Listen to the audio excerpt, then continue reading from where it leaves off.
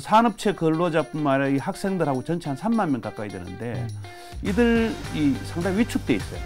그래서 이방인이라는 것 때문에 무시당하는 경우가 있고 사실상 대구나 이런 대구뿐만 아니라 다른 도시도 그렇겠지만 좀 문화에 대한 접근이 사실 서울 쪽으로 다 몰려 있으니까 접근하는 것조차도 지방에서는 어려운 게 좀 있었어요, 사실. 근데 최근에는 뭐 콘서트나 이런 것들, 뮤지컬들도 다 언택트로 하니까 사람과 인문이 중시하는 사회로 이제 바뀌어져 가는 거죠. 결국은 사람과 인문, 이 가치가 무너져 가지고는 경제는 지속적으로 발전할 수 없다는 거죠. 그러나 과거에는 경제나 돈에만 너무 치우쳐져 있다는 거죠. 결혼을 하면 무조건 퇴사를 해야 한다거나 뭐 또 여성은 대부분 비정규직으로만 쓰고 다시 정규직 채용해서 기회를 좀 박탈한다라거나 그런 것들이 암암리에 암묵적으로 있었고 실제로 그렇게 좀 드러난 기업들도 있었고 기술자들도 우대해야 된다 이런 부분도 좀 언급을 하셨거든요. 농업, 그다음에 상업, 그다음에 공업을 제일 밑바닥 인생으로. 그래서 내 자식은 저런 데 보내지 않겠다. 내가 이렇게 힘든 일을 하지만 내 자식은 저 글 읽는 데만 보내겠다. 이런 어떤 그런 풍습이 오랫동안 지장 왔죠. 지난 시간에 저희가 새로운 대구를 만드는 그런 시민행동 규범 10가지 가운데 5가지를 얘기를 했는데 나머지 5가지 얘기를 좀 나눠보겠습니다. 6번째가 현장을 중시하자입니다. 이게 뭐 기업이든 행정에서든 다 중요할 것 같은데요. 네. 우리 탁상공론 이야기 많이 하잖아요. 또 그리고 늘 현장에 답이 있다고 강조는 엄청나게 머리가 아플 정도로 많이 들었는데 아직까지도 이론과 실제가 맞지 않는 것이 우리 현실이 아닌가 이렇게 생각을 해요. 제가 얼마 전에 기업체를 방문했더니만 이런 이야기를 하는 거예요. 대학에서 배운 거 여기 와서 써먹을 데가 없다 그러는 거예요. 물론 써먹을 데가 있겠죠. 그러나 실제적으로 좀 뭔가 맞춤형 교육이 돼줘야 된다. 이론만 가지고 오니까 여기 와서 전체 교육을 다시 시키게 되면 너무 시간과 비용이 많이 든다. 이런 이야기를 제가 너무 많이 들었어요. 그럼 우리 대학 현장에서도 사실 그래요. 이론하고 나서 실습하죠. 근데 이론 중심으로 하는 거죠. 실습은 하기는 하는데 조금 형식적이라 그럴까 좀 이론보다는 좀 미비한 거예요. 그래서 앞으로는 이론과 실제가 완전히 일치가 돼 이론의 바탕을 두고 그다음에 마지막 써먹는 건 뭐예요? 이론은 기업에서 필요 없는 거예요. 이제는. 그 이론을 바탕으로 실제 현장에서 시너지 효과를 극대화할 수 있는 이런 방법으로 가야 되는데 그냥 과거에 머물러 있다면 기업은 대학생들을 선호하지 않겠죠. 그래서 이런 분위기가 좀 빨리 바뀌어져서 교육 시스템부터 또 기업하고 1:1 어떤 맞춤형 교육을 통해서 이것이 좀 빨리 바뀌어져 가야 기업도 비용을 절감할 수 있잖아요. 지금은 대학 교육 다 마치고 또 기업에 가서 전부 또 새롭게 교육 다 시켜야 되거든요. 아마 지금 LG도 마찬가지일 겁니다. 뭐 기자 채용하면 금방 안 되잖아요. 또 여기 가서 전부 교육을 다 시켜야 되거든요. 근데 학교에서는 언론 뭐 그런 과가 많잖아요. 막상 현장에 가면 잘 안 된다는 이야기죠. 그래서 이것은 아마 교육에 좀 문제가 있지 않는가 이런 것들을 우리가 앞으로 좀 개선을 해야 되지 싶어요. 한 번씩 교육하러 이제 가는 기업이 있는데 그 기업은 슬로건이 잘 없어요. 딱 근데 슬로건이 2개 있습니다. 하나는 공장 입구에 가면 우문현답. 우문현답이라는 것은 우리의 문제는 현장에 답이 있다. 이렇게 딱 적어놨어요. 사자성어로 우문현답.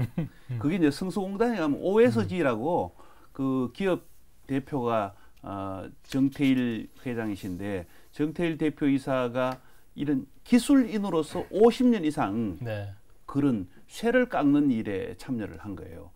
그래서 초등학교를 졸업하고 바로 이 가내공업, 수공업 하는 그런 데 가서 이제 일을 하기 시작했다가 그때부터 야간 중학교, 고등학교, 대학까지 야간에 다니고 이분이 박사학위까지 받았는데 자기가 그래요.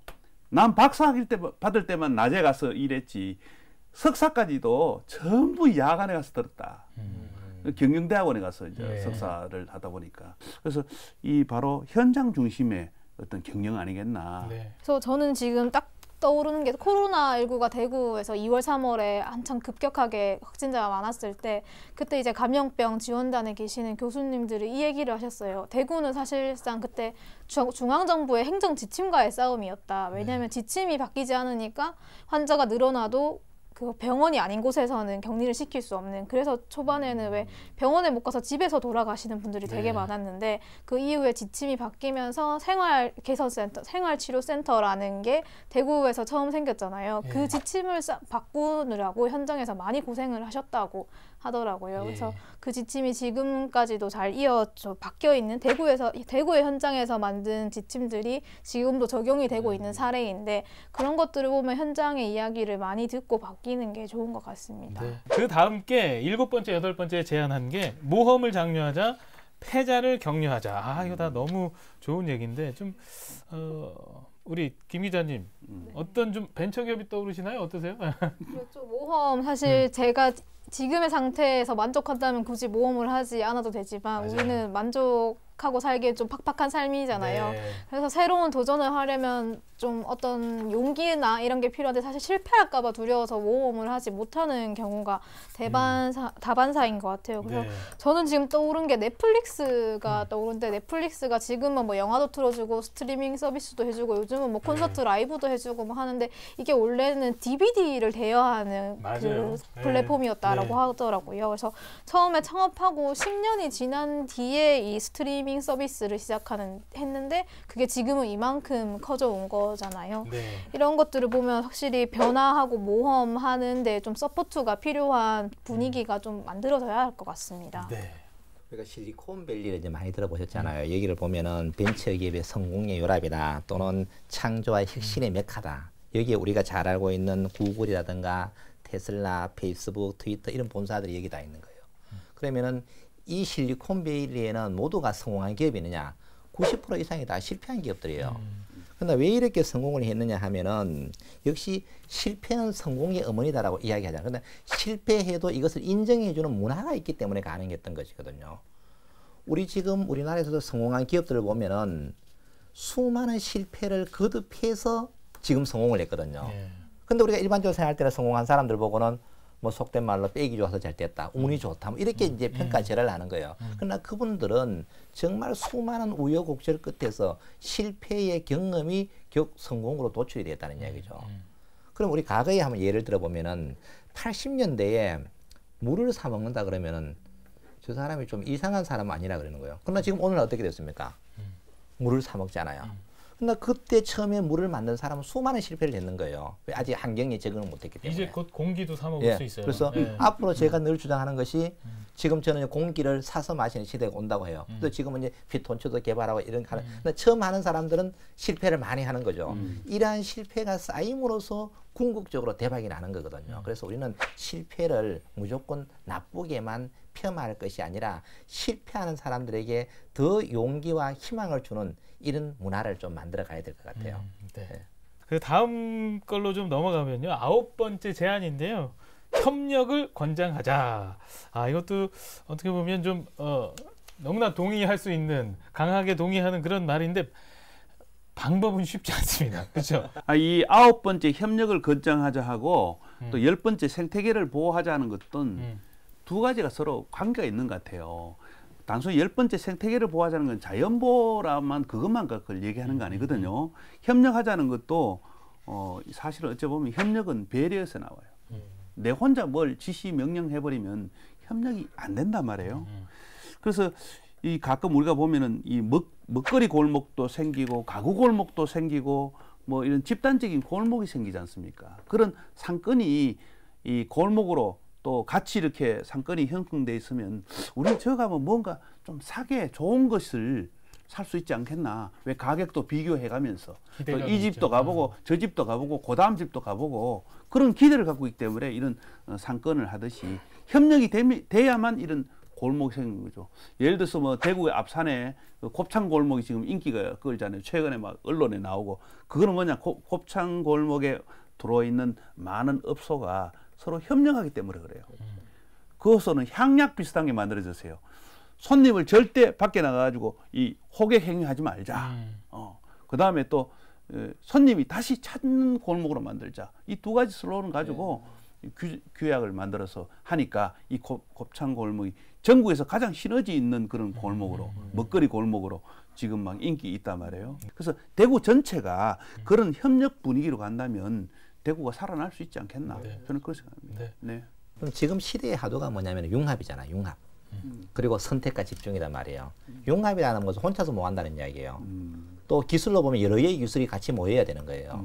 이런 융합 시대에 지금 우리가 살고 있어요. 그래서 지금 대구 같은 데 보면은 이제 특구를 지금 많이 만들고 있잖아요. 뭐 의료 특구라든지 또는 물산업 특구, 뭐 로봇 특구 이런 것들인데 이게 바로 융합의 저는 산실이라고 보는 거예요.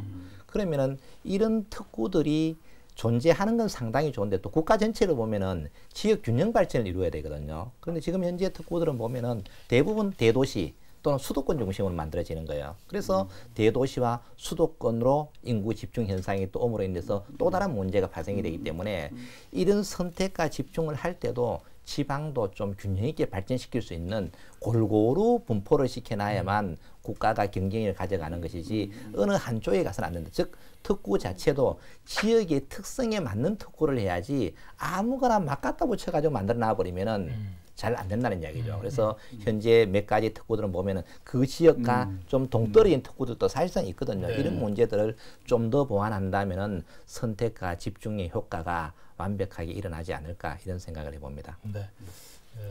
특구 중심으로 얘기를 해주셨고 협력을 하더라도 좀 선의의 경쟁이 이루어져야 될 것 같아요. 네. 그렇죠. 보통은 요즘 핸드폰이 좀 빨리 자주 바뀌고 나오잖아요. 나올 때마다 이제 그 사과폰이랑 그 갤럭시 우주폰의 그 네. 유저들이 항상 그 커뮤니티에서 항상 전쟁을 치르거든요. 네. 뭐 네. 카메라가 어떻게 생겼니, 3개니, 4개니, 뭐 몇 배까지 줌이 되니, 뭐 네. 보정이 얼마까지 되니 이렇게 막 경쟁이 붙고 싸움이 붙는데 거기서 좀 팩폭을 날리신 분의 한마디가 너네들이 그렇게 싸워봤자 그 애플의 사장님이랑 이재용 부회장은 항상 점심도 같이 먹는 사이고 친하게 잘 지내는 사이다 이런 이야기를 하면서 논란이 종결된 적이 있어요. 네. 사실 그들이 그렇게 뭐 제품으로 경쟁은 하겠지만 그 만나서 유대관계랑 서로 정보 교환하는 사이에서 또 선의의 경쟁, 더 좋은 시너지의 경쟁과 결과가 나올 수 있는 거니까 네. 선의의 경쟁은 뭐 우리가 또 장려를 계속 하고 있고 또 하는 게 나쁘지는 않다고 생각합니다. 네. 10번째 제안이 생태계를 보호하자입니다. 이건 또 좀 할 얘기가 많을 것 같은데 우리 감성하자님 먼저 열어주시죠.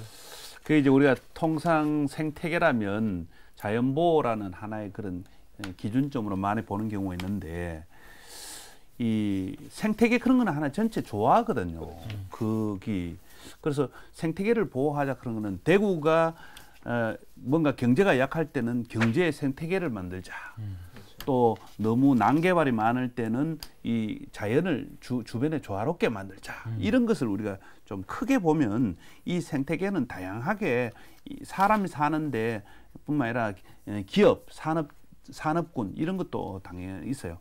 우리 좀 전에 까도남 우리 금기상 교수님이 얘기했듯이 뭐 동일 직군 이렇게 모이는 것에 대해서 그런 게 바로 생태계가 필요한 거거든요. 그러니까 협력이 잘 돼야 생태계도 일어난다. 그래서 다양한 서로 주장도 논쟁이 안 되려고 하면은 상대를 배려하면서 얘기를 해야 되잖아요. 우리 지금 잘 되고 있듯이 대화가. 그래서 역할을 존중하는 이런 어떤 문화 이런 것도 생태계를 만들어가는 거죠. 특히나 이제 우리가 자연보호 생태계인데 우리 지역에 이제 뭘 만든다, 이 에스컬레이터라든가 또 케이블카를 놓는다 이럴 때 너무 자연만을 강조해도 안 되고. 편리성도 강조해야 돼요. 제가 좀 보태면은 자연은 결국은 인간과 함께 공존할 때 가치가 있는 거거든요. 그렇습니다. 환경을 너무 지나치게 보존해버리면은 인간의 행복이 무너지게 되는 거예요. 그래서 개발과 보존의 조화를 이루는 것은 아주 중요하다고 생각합니다. 그럼 지금 우리가 쓰레기 대란이라든가 지구온난화 또는 미세먼지 이런 걸로 인해서 우리 인간이 고통받고 있잖아요. 그러면 너무 이제 난개발이 되었다는 얘기죠. 그러면은 예를 들면은 우리가 쓰레기 소각장이 없을 수는 없어요. 또 의료 폐기물 소각장이 없을 수 없어요. 하장장이 반드시 있어야 돼요. 그런데 내 지역으로 오는 건 전부 반대예요. 그러면은 또 그렇게 반대하는 이유는 이렇게 되다 보니까 각종 오염 물질이 배출이 많이 되기 때문에 주민들에게 피해가 온다. 그럼 이 문제를 해결하기 위해서는 어떤 산업 단지를 만들어서 모아서 좀 합리적으로 처리하는 방법 이런 것들이 제도적으로 돼야 되는데 그냥 우후죽순 여기도 만들고 저기도 이렇게 만들다 보니까 주민은 주민대로 불편하고 또 행정기관에 인허가를 해주려고 하니까 법적으로는 문제가 없는데 주민의 민원이 발생해 줄 수 없단 말이에요. 그래서 이런 것들을 좀 시스템적으로 해야 되고 그 다음에 중요한 것이 뭐냐 하면은 국가는 항상 소비자에게만 강요를 해요. 예를 들면은 세제가 수질 오염의 주범이라고 이야기해요. 그러면서 세제를 쓰지 말라고 이야기해요. 그러면은 수질 오염을 시키지 않는 세제를 만들어주면 될 거 아닙니까? 그러면은 써도 아무 문제가 없는 거예요. 근데 만드는 데는 아주 인색한 거죠. 이런 문제를 또 고민을 해봐야 되고, 그 다음에 플라스틱 제품 일회용 쓰지 마라 그러잖아. 그럼 일회용은 한번 썩으려면 수백 년이 걸린다. 이런 이야기 하네요. 그러면은 썩는 그런 제품을 만들어내줘야 되거든요. 너무 소비자에게만 이런 것들을 강요하는 시스템에서 이제는 벗어나야 된다. 제품 자체를 그렇게 만들어주면은, 왜 인간은 편리하게 살아야 되잖아요. 편리하게 살면서 환경을 보존해야 되기 때문에 국가 정책 자체를 너무 소비자 중심으로만 소비자 행동 규범처럼 만들지 말고 그것을 사전에 예를 들어 가지고 수질 오염에 관계없는 친환경 세제를 만들고 또 컵은 빨리 썩는 거 얼마든지 저는 만들고, 왜냐 달나라까지 가는 세상에 의지가 없어서 저는 못 만드는 거 보면 또 비용이 들어서, 그러나 환경이 중요하다면 그 비용은 감내를 해야 되겠죠. 이런 시스템으로 좀 바뀌어 가야 되지 않는가 이런 생각이 듭니다. 네. 다 동의를 하고 최근에 또 정부에서 하는 게 그 뉴딜 사업, 그린 뉴딜 사업을 많이 하고 있는데, 권현진 대구시장이 최근에 청와대에서 열린 제2차 뉴딜 전략회의에서 참석해서 이야기했던 게 있어요. 네. 뭐 대구형 뉴딜 종합계획 수립을 하고 있고 지금 마무리 단계라고 소개를 했거든요. 좀 주요한 내용이 스마트 에너지 자립도시 건설, 혁신 물산업 육성, 스마트 물관리 시스템 구축, 생활 속 녹색도시 공간 조성, 이렇게 목표가 있고, 좀 디지털과 인간 휴먼 분야로 해서 10대 사업을 좀 준비를 하고 있다고 하더라고요. 그래서 이렇게 해서 대구형 뉴딜 융합 특구라는 걸 조성할 계획이라고 하는데, 네. 이런 앞서 말씀하셨던 환경과의 조화까지 해서 여기에 디지털 분야, 스마트 분야, 그리고 앞으로 우리가 살아가는 데 필요한 에너지와 물을 좀 어떻게 하면 깨끗하게 안전하게 쓸 수 있을까 하는 고민까지 더해지면 좋을 것 같습니다. 네. 지난 시간에 이어서 다양한 얘기를 정말 종합적으로 나눴는데요. 만약에 11번이 있다면 뭘 좀 덧붙이고 싶으신지 뭐 간략히 의견들 좀 더 나눌까요? 우리 감성아저님 먼저 가실까요? 그 배려하고 친절하다. 배려하고 친절하다. 아. 이 대구란 도시가, 특히 우리 경북이라는 도시가 그동안 너무 근엄해지려고 하다 보니까 네. 좀 웃고 친절하게 하는 이런 데 굉장히 부족하다. 네. 특히 오직 했으면 도산서원 김병일 원장님께서 장유유서는 잘못된 그 확산과 전파다. 네. 네. 그래서 상호 배려하자고 얘기했어요. 그래서 저는 정말 배려하는 문화, 친절한 문화가 굉장히 중요하다. 그래야 관광객도 오고 싶고 외국인도 오고 싶고 내 이웃과 같고 살기 좋은 곳으로 바뀌어간다고 생각해요. 네. 그래서 몇 년 전에 대구시가 대구시 문화운동을 벌리면서 네. 그 문화운동에 앞장섰던 국장이 별명이 미친 국장이에요. 미친 국장. 그래서 우리도 달랑 그냥 들으면 미친 국장 그 이상하잖아요. 미인가요? 저희가 미소 생각하는 친절 국장이라는 거지. 미소 미소 친절. 친절 국장이라는 거죠. 그래서 좀 잘 알아먹게 하기 위해서 나 미친 국장이요. 미소 친절. 미친 국장 내 이름이 누구요? 이렇게 자기 소개를 했다고 네. 해요. 나는 그게 딱 한 방 딱 와버린 거죠. 네. 미소와 친절을 너무 이렇게 확실하게 심어주기 위해서 네. 그래야만 대구가 열린 대구가 된다. 글로벌 도시가 된다. 네. 이렇게 생각하는 거죠. 네. 그래요. 계속해서 우리 권 교수. 대구가 이런 어떤 유대구 운동을 펼치는 것은 정말 저는 잘하는 거라고 봐요. 근데 이렇게 되려면 가장 중요한 것이 고정관념에서 벗어나서 정말 긍정적인 마인드를 갖는 시민 의식 향양이 가장 중요할 것 같아요. 아무리 하려고 해도 아이고 뭐 그거 되겠나 해서 뭐 되겠나 이런 식으로 하면 안 되는 거거든요. 그래 같이 한번 해보자 하면은 뭔가 바뀌겠지. 정말 꿈을 현실로 만들 수 있는 이런 긍정적인 에너지가 넘쳐 흐를 때 이것은 지속 가능하게 발전할 수 있다고 봐요. 네. 저는 제안하고 싶은 것들은 앞서 나온 12가지를 생각할 수 있고 실천할 수 있는 그 기본적인 토대를 대구가 좀 만들어주자가 필요할 것 같습니다. 네. 그런 토대를 만들자.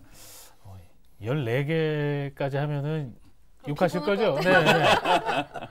뭐 편집하려면 하고 뭐 14번째는 태도가 먼저다. 태도가 전부다를 그랬나요? 제가 다시 할게요. 저는 14번째 거 하나 덧붙이면 태도가 먼저다. 조금 더 나가면 태도가 전부다라고 할 수 있을 것 같아요. 네, 대구 경북 기자회견 2시간에 지난 시간에 이어서 2시간에 걸쳐서 포스트 코로나 뉴 대구 운동 함께에 대해서 10가지 제안에 대해서 얘기를 나눠봤습니다. 저희는 다음 이 시간에 더 거침없는 입담으로 다시 찾아오겠습니다. 시청해주신 여러분 고맙습니다. 감사합니다.